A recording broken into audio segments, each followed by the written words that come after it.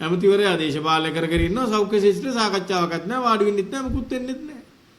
නිලධාරීන් බයට තීන්දුව ගන්නෙත් නැහැ. තීන්දුව ගත්තාම පස්සේ හිරේනේ. තීන්දුව ගත්ත නිලධාරීන් හිරේ. ඒකෙන්ද නිලධාරී තීන්දුව ගන්නෙත් නැහැ.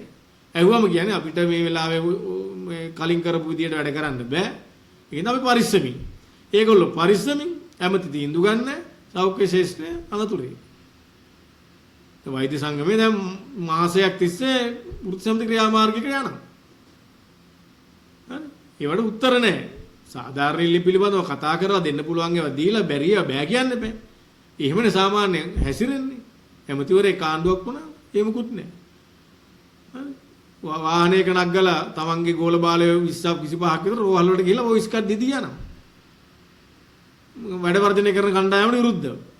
ඊළඟ තමන්ගේ අර බලකායක් ඉන්නවා මුදල් ගෙවන ඒගොල්ලෝ ලවා සෝෂල් මීඩියා වල පහර දීම් මඩ ප්‍රචාරය කිරීම ඒ මර්ධනයට ලෑස්ති වෙනවා. වෘත්තීය සමිති මර්ධනය කරන්න ලෑස්ති වෙන්න එපා. අපි ඒක බොහොම අවධාරණයෙන් කියනවා සෞඛ්‍ය අමාත්‍යවරයාට ආණ්ඩුවට. අපි දැන් වෛද්‍ය සංගමය පරිපූර්ණක අතුරු වෛද්‍ය හෙද සේවාව සියලුම අය එකතු වෙලා ඉන්නේ. අපි සන්දානයක් හදලා තියෙනවා. හරි. මර්ධනය කරන්න ලෑස්ති වුණොත් අපි ඒකට උත්තර දෙනවා. දැන් වෘත්තීය සමිති වලටත් ප්‍රශ්න හදනවා.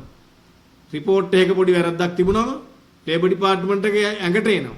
ඇවිල්ලා කියනවා මේක වැරදි ඔයාලගේ වාර්ෂික වාර්තා අපිට මේවා කරන්න බෑ අප්ඩේට් කරන්න මේව තමයි කියන්නේ කියලා සමස්ත වෘත්ති සමිති ව්‍යාපාරය අකර්මණ්‍ය කරන තමයි වැඩ කටයුතු කරන්නේ බලපෑම් කරන්නේ.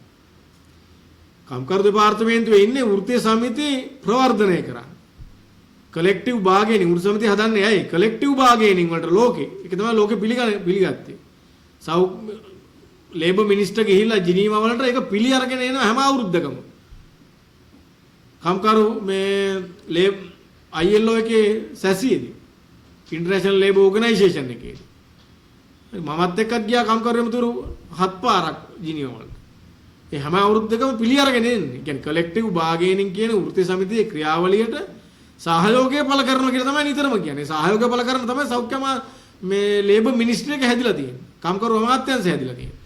දැන් කම්කරු අමාත්‍යාංශය බලන්නේ මේවා මේ චප්ප කරලා විනාශ කරලා මේ රෙජිස්ට්‍රේෂන් නොදී මේ වාර්ෂික වාර්තා බොරුවට පෙන්න අවුල් කරා.